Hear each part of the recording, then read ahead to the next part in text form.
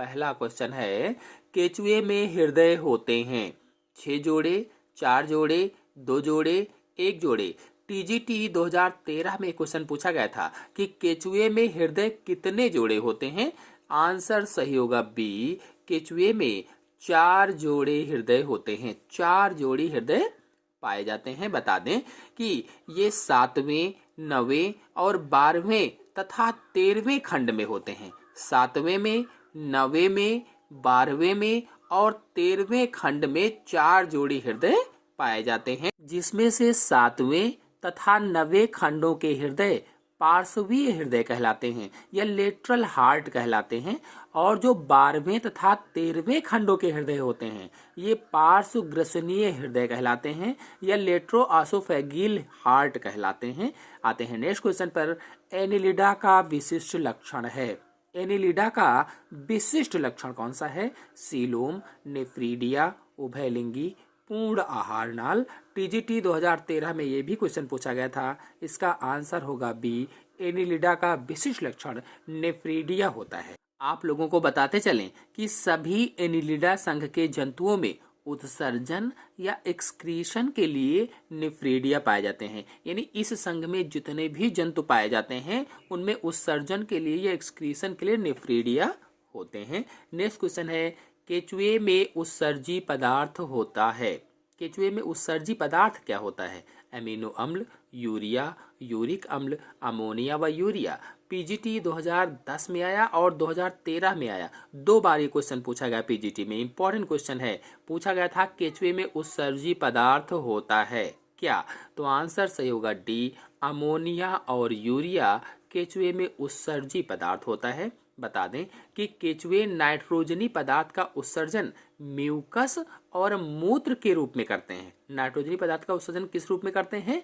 Mucus और urine के रूप में करते हैं या मूत्र के रूप में करते हैं। इनके मूत्र में मुख्य रूप से अमोनिया होती है और यूरिया होती है। यानी अमोनिया और यूरिया ये दोनों मूत्र में पाए जाते हैं। सामान्यतः यह यूरिया उत्सर्जित करता है, लेकिन जब आर्द्रता अधिक होती है, मॉइस्चर अधिक होता है, तो अमोनिया भी उत्सर्जित करता है। नेक्स्ट क्वेश्चन है, केचुए के वृषण कोष किन खंडों में पाए जाते हैं? केचुए के जो वृषण कोष होते हैं वे किन खंडों में पाए जाते हैं? पीजीटी 2013 में क्वेश्चन पूछा गया था। इसका आंसर होगा डी, 10वें और 11वें खंडों में केचुए के वृषण कोष पाए जाते हैं। आपको बता दें कि केचुआ द्विलिंगी जंतु होता है, बाइसेक्सुअल एनिमल होता है।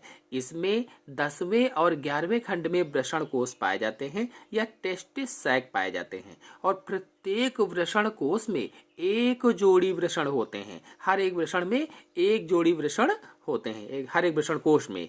13वें खंड में 1 जोड़ी अंडाशय भी पाया जाता है। क्योंकि ये द्विलिंगी जंतु है, अंडाशय भी होगा, वृषण भी होंगे। यानी जैसे मनुष्य में शुक्राणु होते हैं और स्त्री में अंडाणु होते हैं, अब इसमें क्या है, द्विलिंगी है, तो सारा कुछ एक ही जंतु में पाया जाता है। नेक्स्ट क्वेश्चन है, केचुए में वृषण किस खंड में स्थित होते हैं? किस खंड में? देखिए, वो पीजीटी 2013 में पूछा गया था, ये टीजीटी 2010 में पूछा गया। उसी क्वेश्चन को घुमाकर पूछा गया है। तो 10वें और 11वें खंड में वृषण होते हैं। नेक्स्ट क्वेश्चन है, पॉलीकीटा में सीटी की प्रकृति होती है। पॉलीकीटा में सीटी की प्रकृति क्या होती है बताना है। 4 ऑप्शन दिए गए हैं, इसमें से जल्दी से सोचिए और बताइए कौन सा ऑप्शन सही होगा। तो ऑप्शन सही होगा इसमें सी, समूह में होती है। यानी पॉलीकीटा में सीटी की प्रकृति समूह में होती है। आपको बताते चलें कि एनिलिडा संघ को सीटी की स्थिति और व्यवस्था के आधार पर वर्गीकृत किया गया है या क्लासिफिकेशन किया गया है। सीटी एक प्रकार के चलन अंग होते हैं या लोकोमोटरी आर्गन होते हैं। सीटी क्या है? चलन अंग है या लोकोमोटरी आर्गन हो। तो पॉलीकीटा वर्ग में सीटी बहुत सी होती हैं तथा समूह और खंडों में स्थित होती हैं। क्योंकि प्रश्न में सीटी प्रकृति पूछा गया है, इसीलिए यहाँ पर प्रकृति क्या होगी? सी होगा, यानी समूह में होती है। नेक्स्ट क्वेश्चन है, पैरापोडिया द्वारा गमन पाया जाता है। पैरापोडिया द्वारा गमन पाया जाता है किसमें? टीजीटी 2011 में क्वेश्चन पूछा गया था। इसका आंसर होगा बी। कुछ एनिलिडा जंतुओं में पैरापोडिया के द्वारा गमन पाया जाता है। आपको बता दें कि गमन, श्वसन आदि कार्यों में पैरापोडिया प्रयुक्त होते हैं। गमन में, श्वसन में आदि कार्यों के लिए पैरापोडिया प्रयुक्त होते हैं और पैरापोडिया में सीटी संख्या में अधिक पाए जाते हैं। जो पैरापोडिया होते हैं इनमें सीटी अधिक होते हैं। नेक्स्ट क्वेश्चन है, पैरापोडिया संबंधित है। पैरापोडिया किससे संबंधित है? तो आंसर सही होगा सी, गमन एवं श्वसन से पैरापोडिया संबंधित है। नेक्स्ट क्वेश्चन है, जोंक में चूसक पाए जाते हैं। जोंक में चूसक कहाँ पर पाए जाते हैं?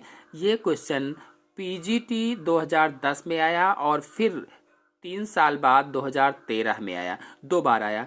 जोंक में चूसक पाए जाते हैं कहाँ पर? आंसर से होगा डी, शरीर के अग्र व पश्च सिरे पर चूसक पाए जाते हैं। आपने जोंक को देखा होगा, उसके आगे सिरे पर भी चूसक होता है और पिछले सिरे पर भी चूसक होता है। अग्र सिरे वाले चूसक को अग्र चूसक या एंटीरियर सकर कहा जाता है और जो पश्च सिरे पर चूसक होता है उसे पोस्टीरियर सकर कहा जाता है या पश्च चूसक कहा जाता है। नेक्स्ट क्वेश्चन है, जोंक के क्राप में कितने कोष्ठ होते हैं? जोंक का जो क्राप होता है उसमें कितने कोष्ठ होते हैं? ये क्वेश्चन पीजीटी 2009 में आया और इसके बाद 2013 में आया, 2 बार। इंपॉर्टेंट क्वेश्चन है, तो इसका आंसर होगा डी, जोंक के क्राप में 10 कोष्ठ होते हैं। बता दें कि जोंक में जो क्रॉप होते हैं इसके आहार नाल का सबसे बड़ा भाग है। क्रॉप क्या है? ये आहार नाल का सबसे बड़ा भाग है, एलिमेंट्री कैनाल का बड़ा भाग है, जो कि इसके 9वें खंड से 18वें खंड तक फैला होता है। नेक्स्ट क्वेश्चन है, निम्नलिखित में द्विलिंगी जंतु है। जोंक, एस्केरिस, मधुमक्खी, घरेलू मक्खी, द्विलिंगी जंतु का नाम बताना है। ये क्वेश्चन पीजीटी 2010 में आया और फिर टीजीटी 2013 में पूछा गया। आंसर क्या होगा? जल्दी से सोचो, बताइए कि द्विलिंगी जंतु कौन सा होगा। आंसर सही होगा पहला, जोंक द्विलिंगी जंतु है और केचुआ भी द्विलिंगी जंतु है। जोंक भी द्विलिंगी जंतु है। द्विलिंगी जंतु ऐसे जंतु जिनमें दोनों लिंग पाए जाते हैं, नर वाला भी और मादा वाला भी एक ही शरीर में पाया जाए, उन्हें द्विलिंगी जंतु कहा जाता है। और द्विलिंगी को ही अंग्रेजी में बाइसेक्सुअल कहते हैं अथवा द्विलिंगी को ही उभयलिंगी भी कहा जाता है, हर्माफ्रोडाइट भी कहा जाता है। नेक्स्ट क्वेश्चन है, कौन द्विलिंगी जंतु है? जोंक, एस्केरिस, मच्छर, तिलचट्टा। ये क्वेश्चन टीजीटी 1999 में पूछा गया था। बताना है कौन द्विलिंगी जंतु है। तो आंसर होगा इसमें पहला, जोंक द्विलिंगी जंतु होता है। नेक्स्ट क्वेश्चन है, बोट्रोइडल ऊतक पाया जाता है। बोट्रोइडल ऊतक किस में पाया जाता है? 4 ऑप्शन दिए गए हैं, इसमें से ऑप्शन सही होगा पहला, जोंक में बोट्रोइडल ऊतक पाया जाता है। आपको बता दें, जोंक को हिरुडिनेरिया के नाम से भी जाना जाता है और इसमें देह भित्ति की पेशीय स्तर के नीचे आहार नाल के चारों तरफ विशेष प्रकार का ऊतक पाया जाता है, जिसे बोट्रोइडल ऊतक कहा जाता है। और ये ऊतक इनके सीलोम के लगभग संपूर्ण भाग में फैला होता है। तो बोट्रोइडल ऊतक क्या होगा? जो हिरुडिनेरिया होती है, जो जोंक होती है, इसकी जो देह भित्ति है, बॉडी वॉल है, इसकी पेशीय स्तर के नीचे, देह भित्ति के पेशीय स्तर के नीचे आहार नाल के चारों तरफ एक विशेष प्रकार का ऊतक पाया जाता है। उसी ऊतक को बोट्रोइडल ऊतक कहा जाता है। नेक्स्ट क्वेश्चन है, जोंक या हिरुडिनेरिया के प्रगुहा का अधिकांश भाग भरा रहता है। किससे भरा रहता है? आंसर सही होगा सी, बोट्रोइडल ऊतक से भरा होता है। नेक्स्ट क्वेश्चन है, हिरुडिनेरिया में पश्च चूसक का निर्माण कितने खंडों द्वारा होता है?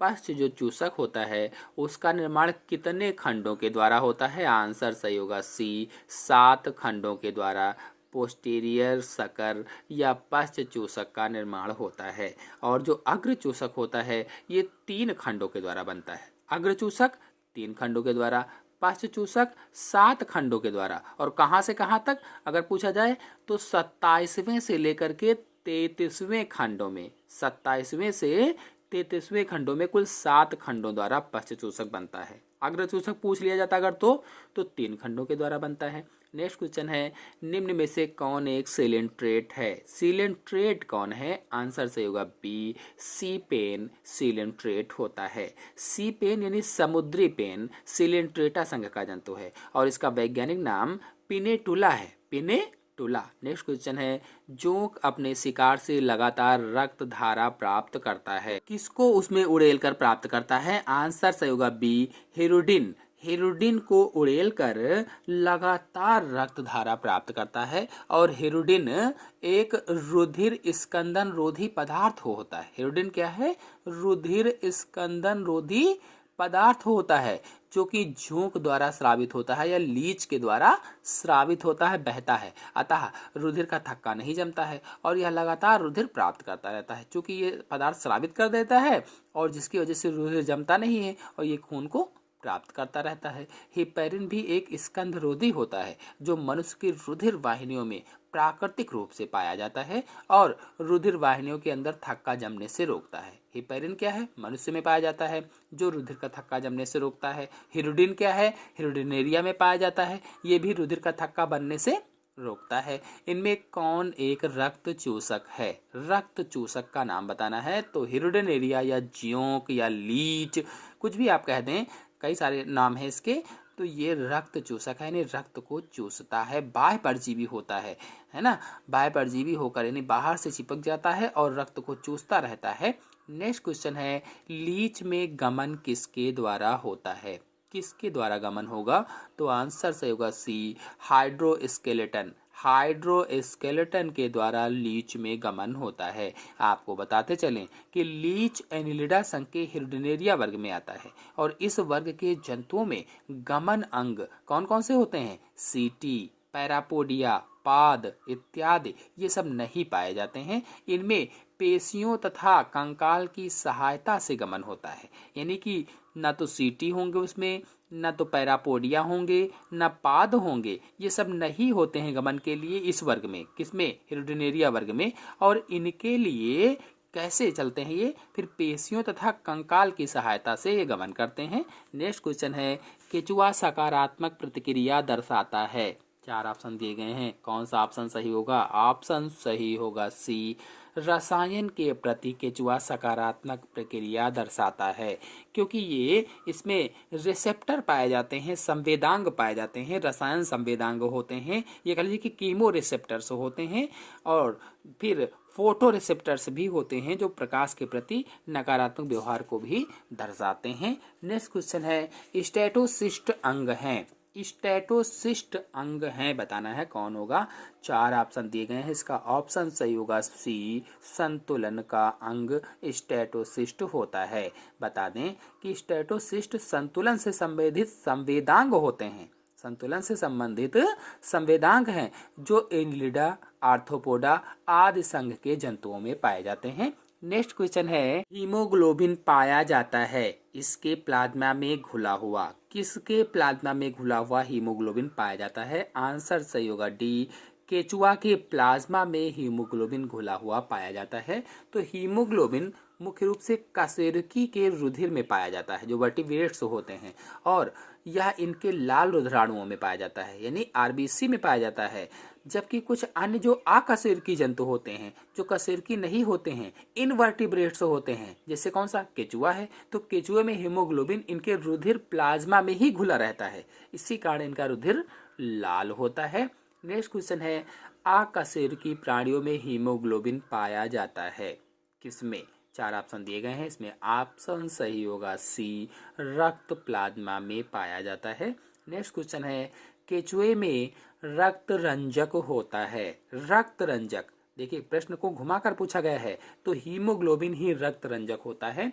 नेक्स्ट क्वेश्चन है, हीमोग्लोबिन किसके रक्त प्लाज्मा में घुला रहता है? तो हीमोग्लोबिन केचुए के रक्त प्लाज्मा में घुला रहता है। नेक्स्ट क्वेश्चन है, नेरिस से हेट्रोनेरिस के रूपांतरण के दौरान क्या परिवर्तन होता है? नेरिस से हेट्रोनेरिस में जब रूपांतरण होता है तो इस दौरान क्या परिवर्तन होता है? आंसर सही होगा बी, शरीर के पश्च भाग में बड़ी पैरीपोडिया में परिवर्तन होता है। नेक्स्ट क्वेश्चन है, केचुए में क्लाइटेलम का प्रमुख कार्य है। क्लाइटेलम का प्रमुख कार्य बताना है, उत्सर्जन, मैथुन, कोकून निर्माण गमन टीजीटी 2002 में क्वेश्चन पूछा गया था। इसका आंसर होगा सी। केचुए में क्लाइटेलम का प्रमुख कार्य कोकून का निर्माण करना होता है। आपको बताते चले कि केचुए में 14वें से 16वें खंडों में क्लाइटेलम नामक संरचना पाई जाती है। 14 से 16 में क्लाइटेलम पाया जाता है और इनकी कोशिकाओं द्वारा म्यूकस तथा एल्ब्यूमिन युक्त तरल स्रावित होता है, जिसके आगे चलकर एक कठोर संरचना बनती है और उसी कठोर संरचना को कोकून कहा जाता है। नेक्स्ट क्वेश्चन है, केचुआ में प्रोस्टोमियम का मुख्य कार्य है। प्रोस्टोमियम का मुख्य कार्य क्या होता है? आंसर सही होगा सी। ए तथा बी दोनों यानी मिट्टी खोदना और संवेदी अंग की तरह कार्य करते हैं। मिट्टी भी खोदते हैं, संवेदी अंग का कार्य भी करते हैं, जो केचुए में प्रोस्टोमियम होते हैं। नेक्स्ट क्वेश्चन है, केचुए की आहार नाल में कौन सा भाग ग्राइंडिंग मशीन कहलाता है? केचुए की जो आहार नाल होती है उसमें कौन सा भाग ग्राइंडिंग मशीन कहलाता है? 4 ऑप्शन दिए गए हैं, इसमें से ऑप्शन सही होगा बी, गिजार्ड ग्राइंडिंग मशीन कहलाता है। आपको बता दें कि केचुए में 8वें तथा 9वें खंड में गिजार्ड नामक संरचना पाई जाती है और केचुए के आहार नाल में उपस्थित यह संरचना ग्राइंडिंग मशीन कहलाती है। इसमें मोटी मांसपेशियां क्यूटिकल युक्त संरचनाएं होती हैं, जिनकी सहायता से यह भोजन के कणों को पीसता है। नेक्स्ट क्वेश्चन है, केचुए में टिफ्लोसोल का कार्य है। टिफ्लोसोल का कार्य क्या है? आंसर से होगा पहला, पाचन तथा अवशोषण का कार्य करता है टिफ्लोसोल। नेक्स्ट क्वेश्चन है, अर्थवर्म अथवा केचुआ, केचुआ को अर्थवर्म भी कहा जाता है। अर्थवर्म अथवा केचुआ, लीच और सेंटीपीड में क्या समानता है? तीनों में समानता बतानी है। आंसर सही होगा बी, सभी में नालवत तंत्रिका रज्जु अधर में होती है। सभी में नालवत तंत्रिका रज्जु अधर में पाई जाती है। अधर यानी वेंट्रल भाग में पाई जाती है।